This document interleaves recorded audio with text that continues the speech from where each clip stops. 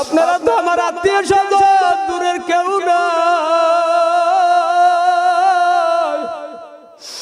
আমি আমার মায়ের দিকে তাকায় দেখি আমার মা কোনো কথা বলে না। বাবিরে ডাক দিয়ে বলি, বাবি আমার মায়ের কি হয়েছে? বলে মা তো কথা বলে না। আমার মা আমার দিকে তাকাইয়া শুধু কান্দে, কোনো কথা বলে না। আমার চেহারার মধ্যে এরকম হাত বুলাই দিছে, মনে হয় যেন আমার মা আমার বলতে যায়, বাবা শেষ বিদায় দিলাম তোমার, আর কোনদিন মায়ের মা কয়ে ডাকতে পারবে না।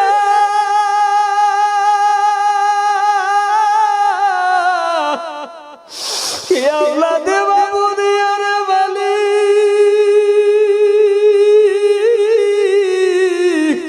রাখি জবুলাইয়া,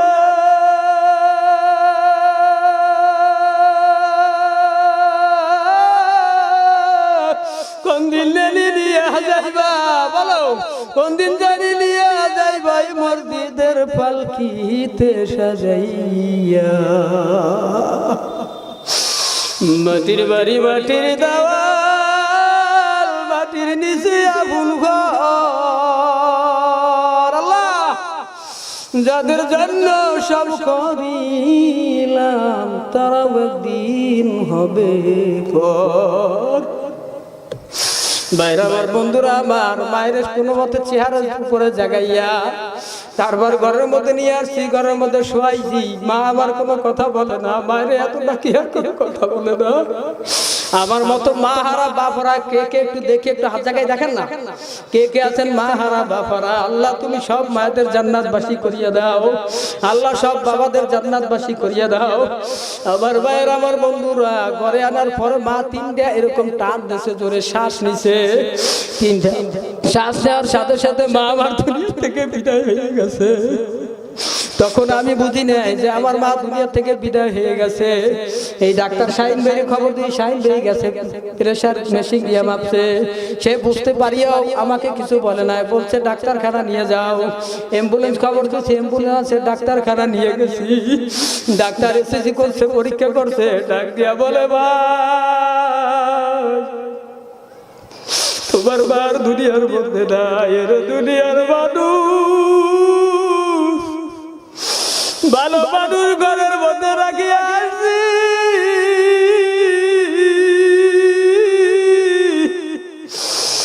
দুনিয়ার মানুষ 10 মিনিটের মধ্যে শেষ হয়ে গেল।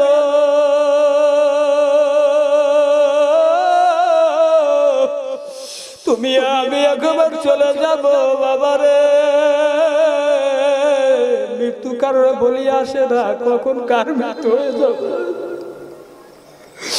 কার জীবনের ঘন্টায় বাড়িয়ে বাড়িয়ে যাবে। একটু কাঁদো, মনে একটু বুঝাও রে মা।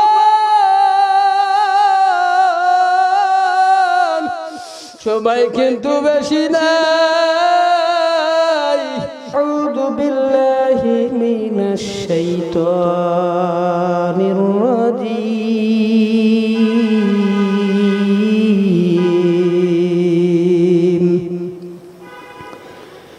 বিসমিল্লাহির রাহমানির রাহিম।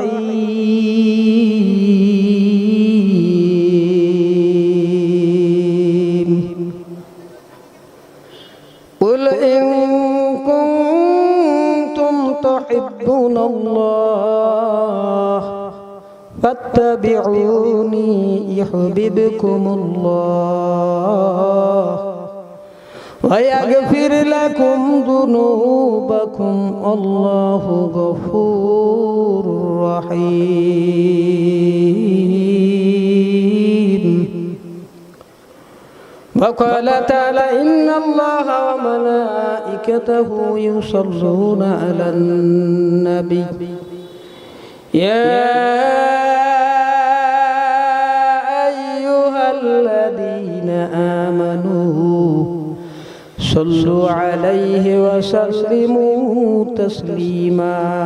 اللهم صل على سيدنا ونبينا وشفيعنا وحبيبنا ومولانا محمد صلى الله عليه وعلى آله وصحبه وبارك وسلم.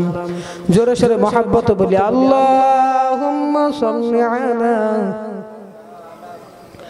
وحبيبنا ومولانا محمد صلى الله عليه وعلى آله وصحبه وبارك وسلم. بلغ العلا كشف الدجى بجماله حسنت جميع خصاله كريم السجايا جميل الصيام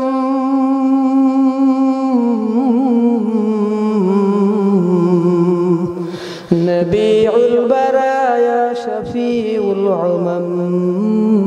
بلغ العلا كشف الدجى بجماله حسنت جميع خصاله. صلوا দিলে যে দিলে দিলে তো কিছুই মানে না, দিল যে কেবল দেওয়ানা। তুমি যে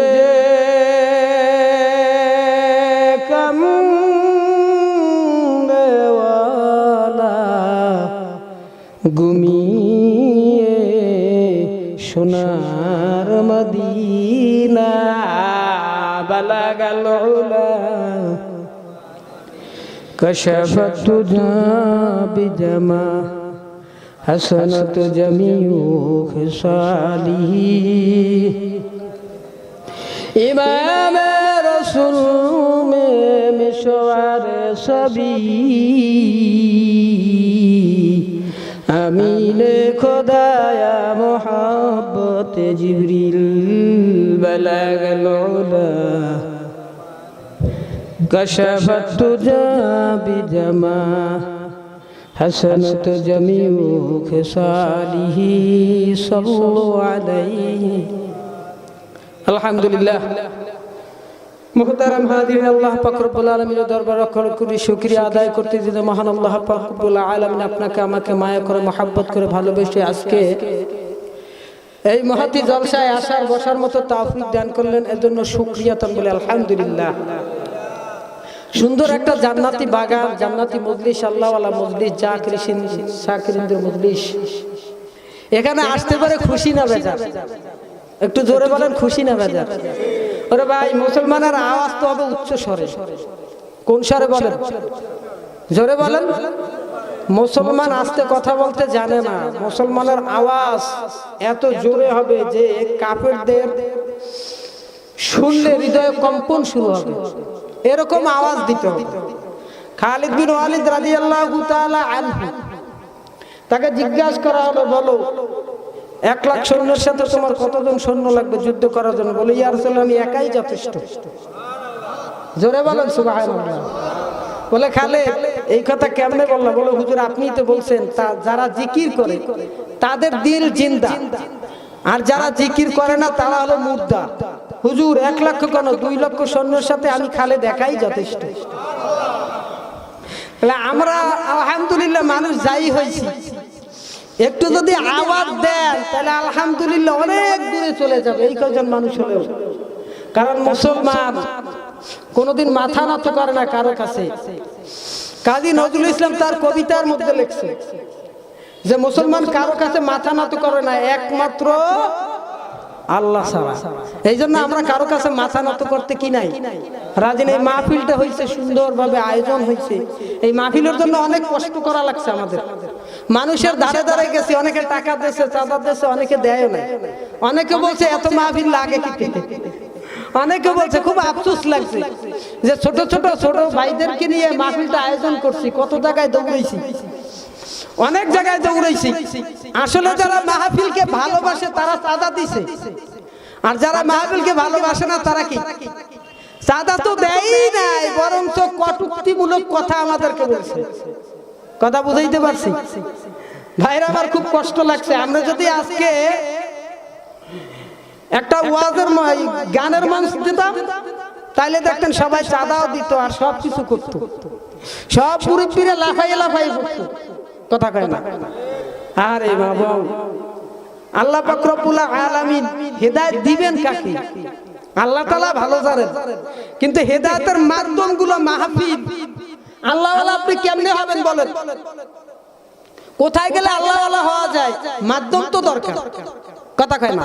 তাবলীগে যাবেন, সারসিনা যাবেন, চরমনাই যাবেন, ওয়াজের ময়দানে যাবেন, ওখানে গেলেই তো আল্লাহ ওয়ালা হওয়া যায়। কথা কয় না?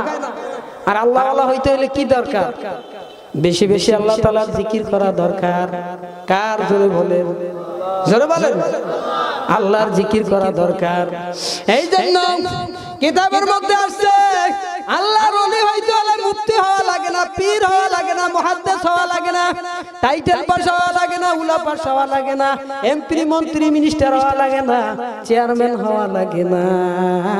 একজন দিন মজুর আল্লাহর ওলি হইতে পারে। কথা কয় না? পারে কি পারে না? একজন কৃষি কাজে কাজ করে তিনিও কিন্তু আল্লাহর ওলি হইতে পারে। পারে কি পারে না? এ দুনিয়ার মানুষ, এই জন্য বলে আর কোরআনে বসিয়া থাকিও না, দোকানে যাইও না। দোকান পাট তো আগামীকাল বন্ধু অনেক পাবা, কিন্তু এই মাহফিলের ময়দান কিন্তু আর পাবা না। কথা কয় না? পাওয়া যাবে? এই জান্নাতি বাগান আর পাওয়া যাবে? আরে মিয়া, গতকালকে এটা একটা মাঠ ছিল।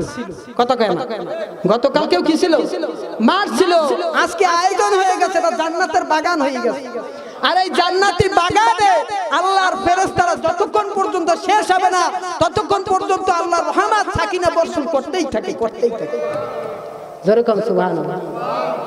আমার ভাইরা, আমার বন্ধুরা, ও ভাইরা, এই জন্য আল্লাহর ওলি হইতে হলে একমাত্র আল্লাহর জিকির করো। ওয়াজের ময়দানে যাও, সারসিনার ময়দানে যাও, চরমনার ময়দানে যাও, আল্লাহর পাইয়া যাবা, আল্লাহর পরিচয় পাইয়া যাবা। এই জন্য বন্ধু, তুমি এটা মনে করিও না আমি ভ্যান গাড়ি চালক, আমি কেমনে নামাজ পড়বো, আমি কৃষি ক্ষেত্রে কাজ করি, আমি কেমনে নামাজ আদায় করব, আমি অমুক করি সমুক করি। নামাজ আমাদের জন্য না, জিকির আমাদের জন্য না। না না বন্ধু, তুমি কৃষি ক্ষেত্রে কাজ করতে পারো, কোনো আফসোস নাই। তুমি দিন মজুর হইতে পারো, আল্লাহ কিন্তু এটা দেখে না। তুমি যদি আল্লাহর ওলি হও, আল্লাহ দেখবে তোমার দিল কাকে চাইতেছে, তোমার দিল কোথায় ঘুরতেছে, তুমি কি করতেছো, কি চাও, সেটা আল্লাহ তাআলা দেখতে পারে। ও আমার বন্ধু, এই জন্য একটা ঘটনা বলিয়া যাই। এক গোলাম, এক মালিক একটা গোলাম খুঁজতেছে। মালিকের বাড়ি গেছে কাজ করার জন্য। মালিকের 3টা শর্ত দিয়েছে। কয়টা শর্ত? জোরে বলেন, আরো জোরে বলেন, কয়টা? 3টা শর্ত দিয়েছে। মালিক, কাজ আমার তার করাবা কোনো আফসোস নাই, কিন্তু সারাদিন কাজ করার পরে যখন নামাজের ওয়াক্ত হয়ে যাবে আমার নামাজ পড়ার সুযোগ দিতে হবে। 2 নাম্বার হলো সারাদিন কাজ করাবা, কিন্তু সন্ধ্যাবেলা আমারে ডাকতে পারবা না। 3 নাম্বার হলো আমার একটা জীর্ণ শীর্ণ কুটির ঘর দেবা, যেই ঘরের মধ্যে কোনো মানুষ বসবাস করে না, যেই ঘরের মধ্যে কেউ থাকে না, আমার ছেলে আমার একটা জীর্ণ শীর্ণ কুটির ঘর দেবা। মালিক বলতেছে ঠিক আছে, তোমার শর্ত মানিয়ে নিলাম। সারাদিন কাজ করার পর সন্ধ্যাবেলা ওই রুমের মধ্যে ঢুকছে, রুমের মধ্যে ঢুকিয়া জিকির করা শুরু করছে। সারাদিন জিকির করতেছে, সারা রাত জিকির করতেছে।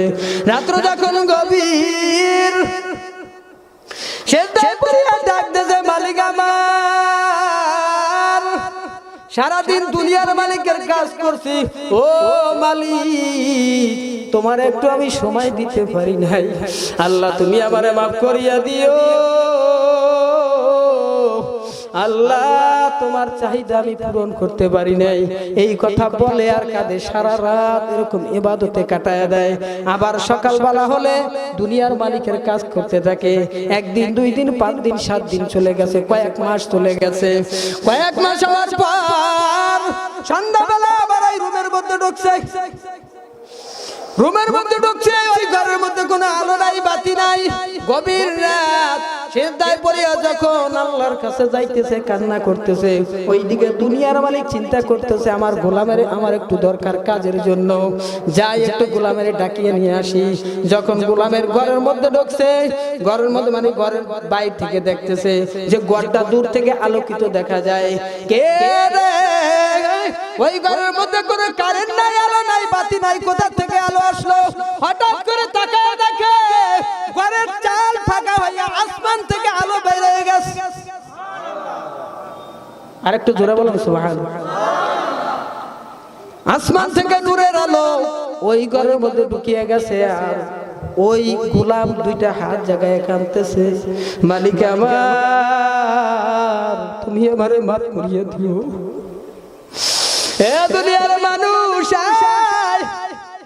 এখনো সময় আছে, তাড়াতাড়ি মাহফিলের প্যান্ডেলে চলে আসো, হইতে পারে রে এইখান থেকে তওবা করে যাবা, আর গুনাহগুলি একদম নিষ্পাপ হইয়া তুমি ওখান থেকে চলে যাইতে পারবা, তোমার হয়তোবা গুনাহ একটাও থাকবে না। এরা বন্ধু তুমি তো দোকানপাটে অনেক যাইতে পারবা, আজকে মাহফিলের প্যান্ডেল আসি একটু বইসেই দেখো কেমন লাগে। বড় বড় হুজুররা আসবে, বয়ান করে যাবে, তোমাদের জন্য হেদায়েতের জরিয়া হয়ে যাবে। ওই মালিক সব কিছু দেখতেছে আর কানে শুনতেছে। আমার গোলাম দোয়া করতে যার, কান্না করতে যার, নিজের ওই দুনিয়ার মালিক বলতেছে হায় রে হায়, আমার এত টাকা পয়সা, আমার বাড়ি, আমার গাড়ি, আমার কত কিছু আছে, ধন সম্পদ আছে, কিন্তু আমি আমার আপন মালিকের চিনতে পারলাম না। এর দুনিয়ার মানুষ, কত মানুষ দুনিয়ার মধ্যে আছে, ব্যবসা বাণিজ্য নিয়ে ব্যস্ত, অনেক কাজের মধ্যে ব্যস্ত, কিন্তু আপন মালিককে তারে চিনতে পারে নাই। কিন্তু একজন দিন মজুর আপন মালিকের চিনে ফেলাইছে, জোরে কোন ঠিক কিনা? চলিতে চারণা হইল আবার কবিল বাবুর বল,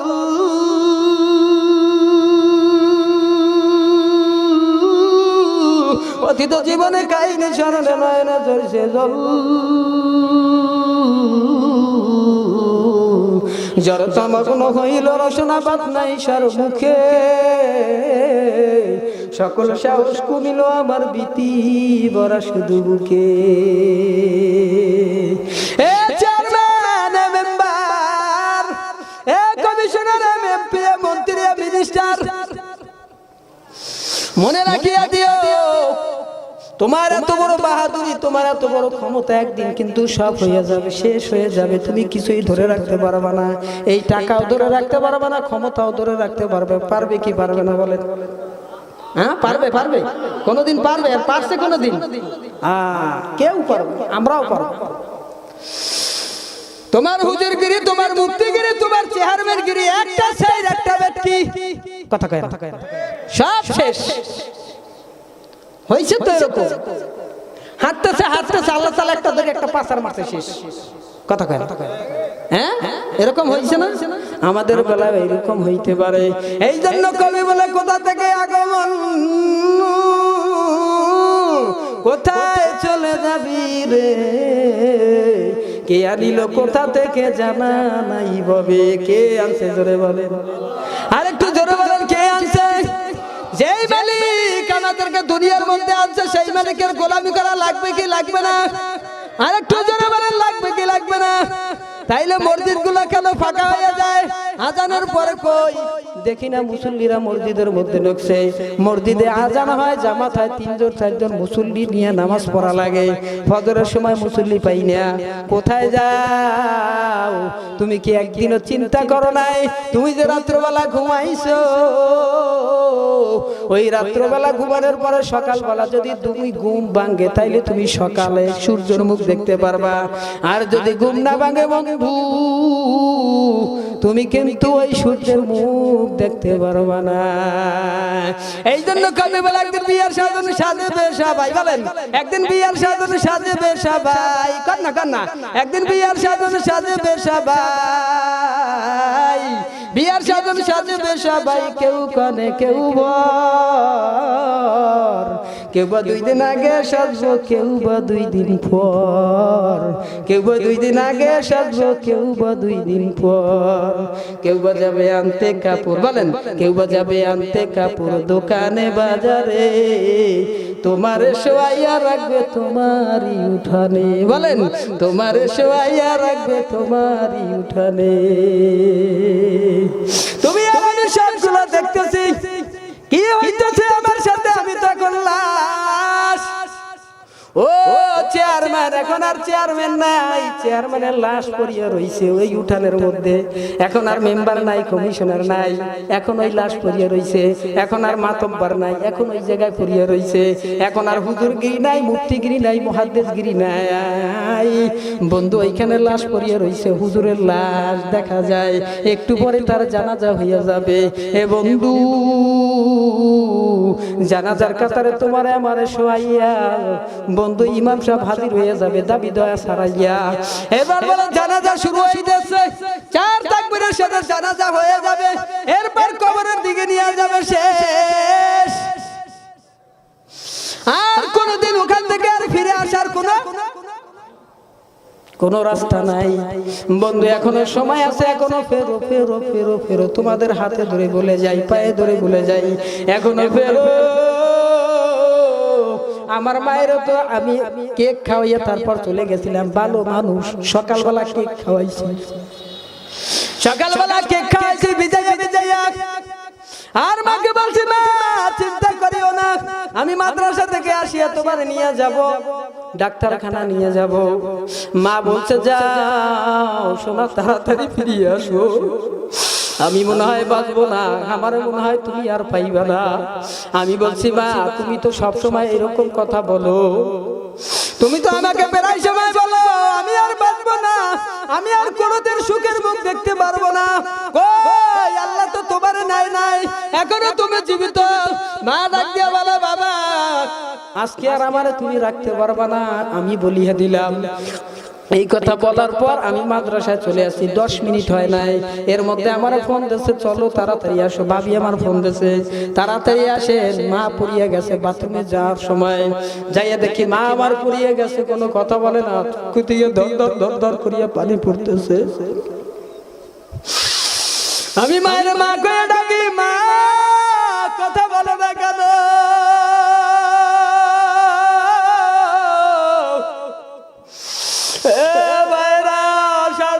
মুরব্বীরা, বাবারা, দাদারা,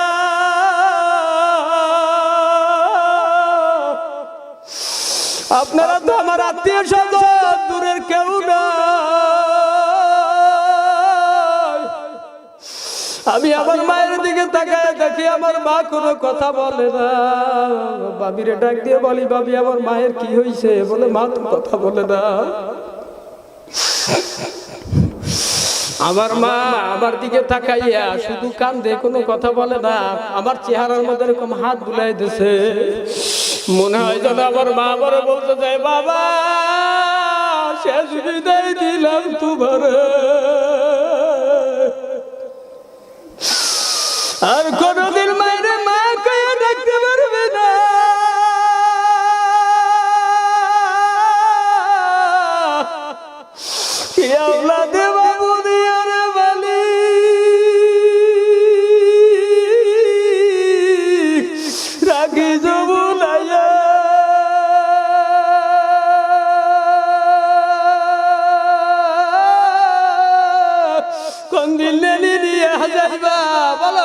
কোন দিন জানি নিয়ে যাই ভাই মসজিদের পালকিতে সাজাইয়া,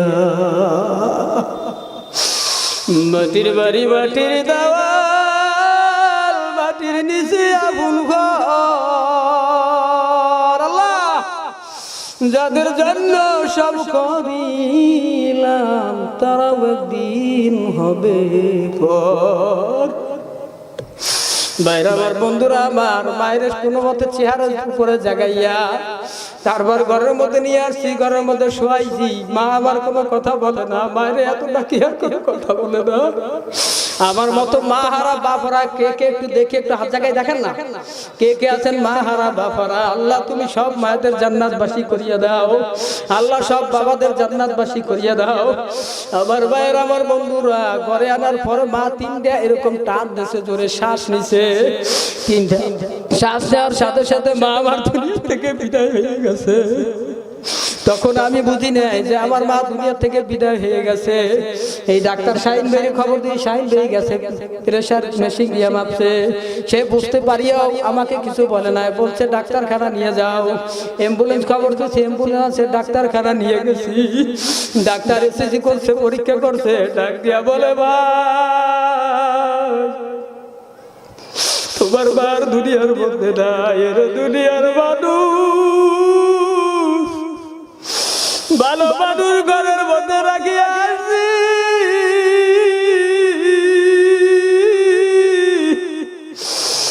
দুনিয়ার মানুষ 10 মিনিটের মধ্যে শেষ হয়ে গেল।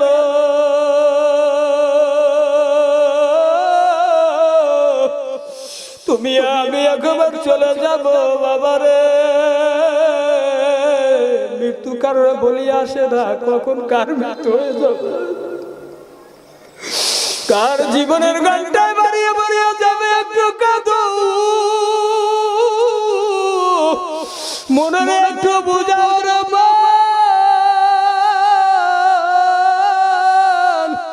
সময় কিন্তু বেশি নাই, নিঃশ্বাসের আর বিশ্বাস নাই। বলেন সময় কিন্তু বেশি নাই,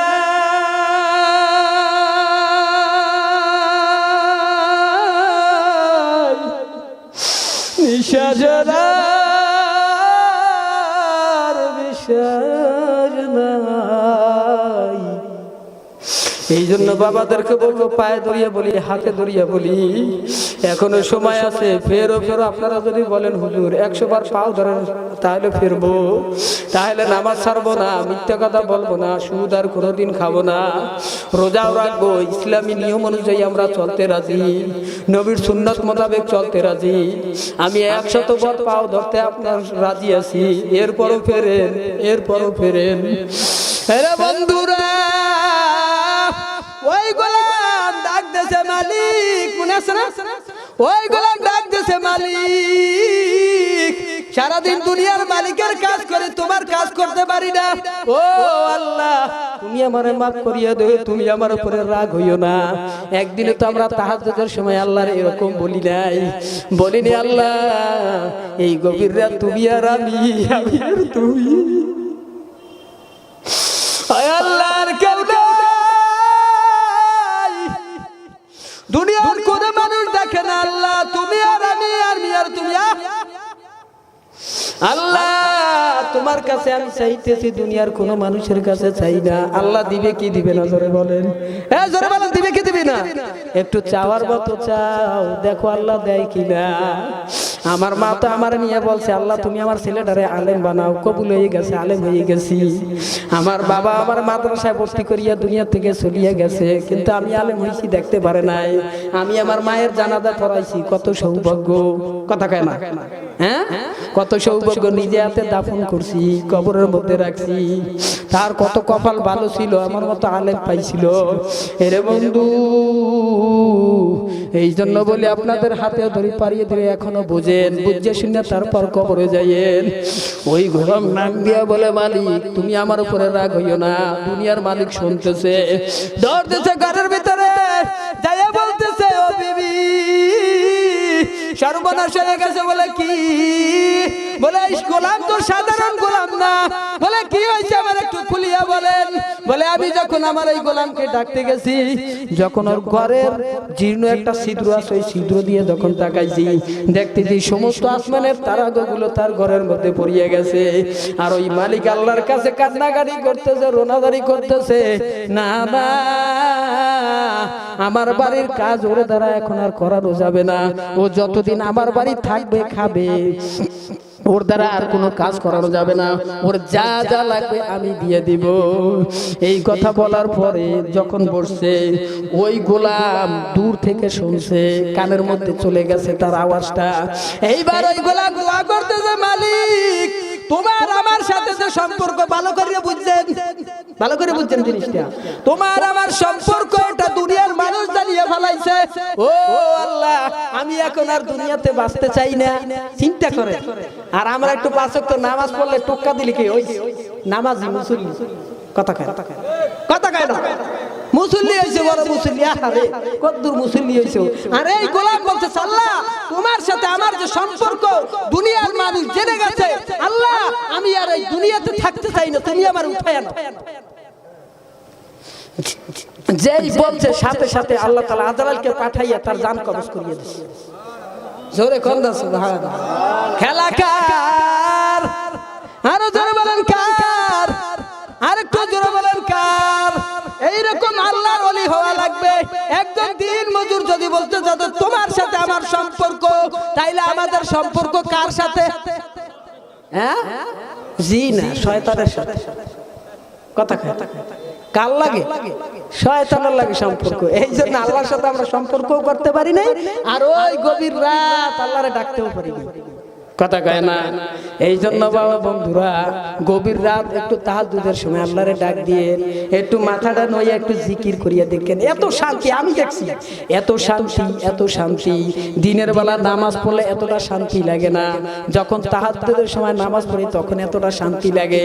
তখন মনে হয় যেন আল্লাহ আমার কাছেই আছে। জোরে কাজ না সুবহানাল্লাহ।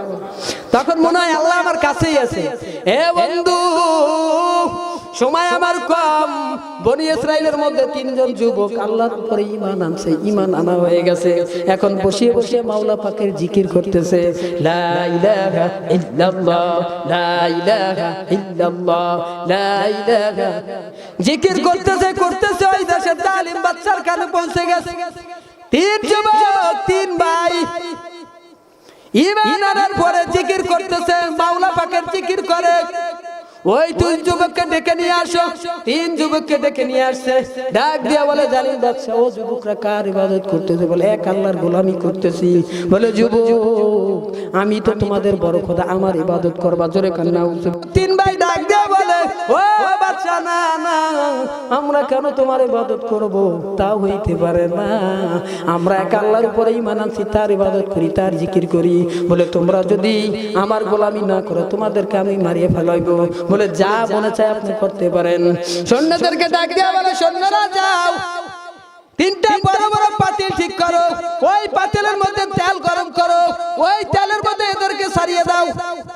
তেল গরম করা হলো, টকবাক টকবাক করে তেলগুলো ফুটতেছে। বড় ভাইকে ধরিয়ে আগুনের মধ্যে ফালাইয়া দিছে। বড় ভাই নিমেষের মধ্যে পুলিশাত হয়ে গেছে। এইবার মেজো ভাই আর ছোট ভাই মিসকি মিসকি হাসতেছে, মিসকি মিসকি হাসে। বাচ্চা ডাক দিয়ে বলে ও ছেলেরা তোমরা কেন হাসো? ডাক দিয়া বলে বাদশা তুমি জানো না, আমার বড় ভাই জীবন দিয়ে প্রমাণ করিয়ে গেছে, আমাদেরকে বলিয়ে গেছে ভাই খবরদার খবরদার জীবন দেবা, কিন্তু বাদশার কাছে পরাজয় বরণ করবা না। ও ভাই খবরদার ঈমান না হারা হইয়া যাও। মনে রাখিয়া দিও এই দুনিয়ার আযাব সীমিত, কিন্তু কবরের আযাব কিন্তু বড় ভয়াবহ। যারা বলেন ঠিক না ঠিক, বড় ভয়াবহ। ওই কবরের আযাব সহ্য করতে পারবা না, খবরদার খবরদার পরাজয় বরণ করবা না। এই জন্য আমরা মিসকি মিসকি হাসতেছি। মেজো ভাইটারে দরিয়া তেলের মধ্যে ফালাইয়া দিয়েছে, নিমিষের মধ্যে তেলের সাথে গলিয়ে গেছে। ছোট ভাইটা এই অবস্থা দেখিয়া চক্ষু দিয়ে দরদার দরদার করিয়া পানি পড়তেছে। বাদশা ডাক দিয়া বলে ও ছেলে মনে হয় তোমার আফসোস লাগতেছে, তুমি মনে হয় এবার ফেরবা ঈমান হারা হবা, তুমি মনে হয় আমার দাসত্ব মেনে নেবা, এই জন্য তুমি কাঁদতেছো।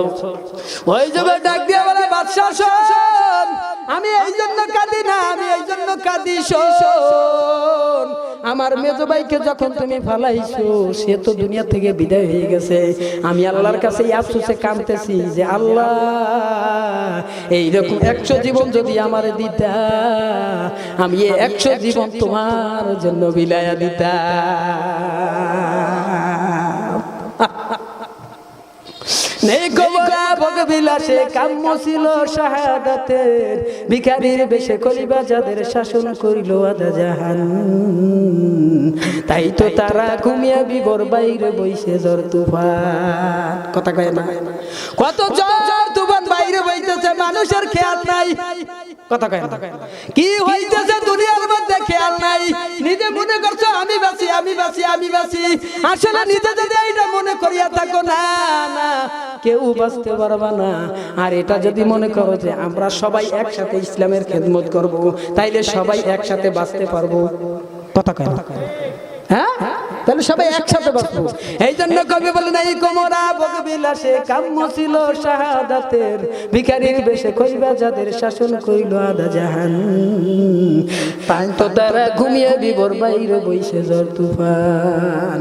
বাঁচি যে দামাবা বাজারে আমাবা শির উঁচু করি মুসলমান, নয়া জামানার দাওয়াত এসেছে বাঙ্গা কেল্লায় উড়ে নিশান নারায়ে তাকবীর। আরেকটু জোরে বলেন আল্লাহু আকবার, আরেকটু জোরে বলেন আল্লাহু আকবার। এই ঘটনাটাই বলি এই শেষ করিয়া দেব। এইবার মন্ত্রী আসছে, ও বাচ্চা খবরদার খবরদার, এরে আগুনের মধ্যে তেলের মধ্যে ফালাইবেন না। বলে কেন? বলে এরে যদি তেলের মধ্যে ফালায়া দেন এইখানে লক্ষ লক্ষ মানুষ মুসলমান হয়ে যাবে, ঈমান আনবে ওদের খোদার প্রতি। তাই এক কাজ করেন। বলে কি কাজ? বলে ওর রুমের মধ্যে বন্দি করিয়া দেন। বলে তারপর কি হবে? বলে ওর ঈমানকে হরণ করতে হবে। বলে কিভাবে? বলে আপনার না একটা সুন্দরী মেয়ে আছে, ওই মেয়েটাকে দিয়া তার সাথে বেবিচারি করাইতে হবে, তাইলে তোর ঈমানের দুর্বলতা আসবে, ঈমানকে ছেড়ে দিবে, আল্লাহর প্রতি বিশ্বাস ছেড়ে দিবে। বলে ঠিক আছে তাই করো। ঘুমের মধ্যে আটকাইয়া ফেলাইছে, ঘুমের মধ্যে আটকাইয়া ওই বাচ্চার মেয়েকে বাচ্চা নিজে বলতেছে যাও যেমনি বড় ওই ছেলেটার সাথে তোমার শারীরিক সম্পর্ক করতে হবে, শারীরিক সম্পর্ক করবা, যেমনি হোক তোমার প্রেমে তুমি আবদ্ধ করবা। বলে ঠিক আছে। মেয়েটা রুমের মধ্যে ঢুকছে, রুমের মধ্যে ঢোকার সাথে সাথে ওই ছেলেটাতে মাথায় নিচের দিকে ঝুঁকাইছে। 1 মাস হয়ে গেছে, নিচের দিকে যে ঝুঁকাইছে আর মাথা জাগায় নাই। জোরে কান সুবহানাল্লাহ। সামনে কি আছে দেখে নাই, খাবার আসতেছে খাবারও খায় না। 1টা মাস নিচের দিকে মাথা ঝুঁকাইয়া শুধু মাওলা পাকের জিকির করতেছে আর বলতেছে মালিক আমার, যত পরীক্ষা নাও নাও কোনো আফসোস নাই, কিন্তু মালিক আমি যেন ঈমান না হারা হইয়া যাই। আল্লাহ তুমি আমার হেফাজত করি। হেফাজত করার মালিক কে? আরো জোরে বলেন কে? আর একটু জোরে বলেন কে? এমে আমাদের আওয়াজ নাই, গলা নাই, কথা কইতে পারি দিক আদান দিক। আমি ইনশাআল্লাহ এই ঘটনাটা 2 মিনিট বন্ধ। 1 মাস পর দরজা খোলা হয়ে গেছে। দরজা খোলার পর বাচ্চা জিজ্ঞাসা করতেছে, ও মেয়ে বলো বলো তার ঈমানের কি অবস্থা? ডাক দিয়া বলে বাবা এই 1 মাস পর্যন্ত নিচের দিকে যে মাথা ঝুঁকাইছে আর কোনোদিন আমারে দেখে নাই, আমি এতবার চেষ্টা করছি তাও পারি নাই, শুধু নিজের দিকে তাকায় তাকায় মাওলা পাকের জিকির করতেছে। ও বাবা শুনে দাও, আমি ওই যে ছেলেটা ঈমান আনছে ওই খোদার প্রতি আমিও ঈমান আনতে চাই।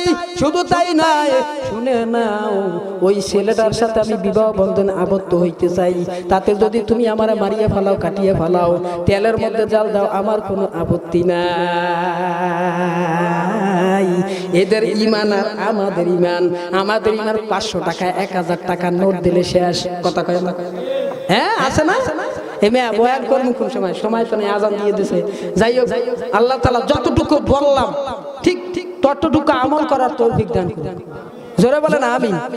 এই জন্য ঈমানকে মজবুত করতে হবে, হিম্মত করতে হবে, লড়াই করতে হবে। ঈমানকে টিকাইতে হলে বর্তমান যে অবস্থা, ঈমানকে টিকাইতে হলে লড়াই করতে হবে আমাদের। কথা কয় না? কথা কয় না? লাগবে না? আল্লাহ তাআলা আমাদের সবাইকে আমল করার তৌফিক দান করেন।